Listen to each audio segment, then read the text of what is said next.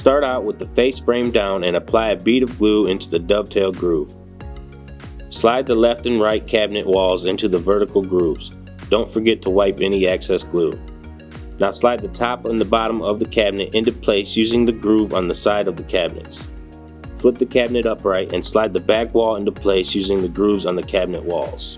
Turn the cabinet onto its front and use pre-existing holes to secure the back of the cabinet to the top and bottom lips. Now place a corner bracket into each corner of the top and bottom to firmly secure the cabinet together. Each bracket will be fastened down using 3 screws.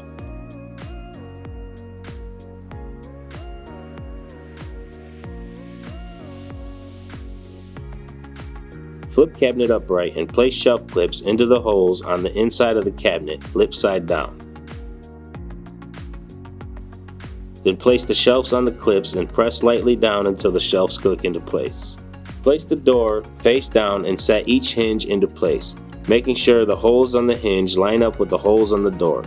Fasten them down with 2 screws each. Then place a rubber bumper in each corner on the door opposite your hinges. Now place your door with attached hinges to the inside lip of the face frame and attach them to the cabinet using pre-existing dimples on the face frame.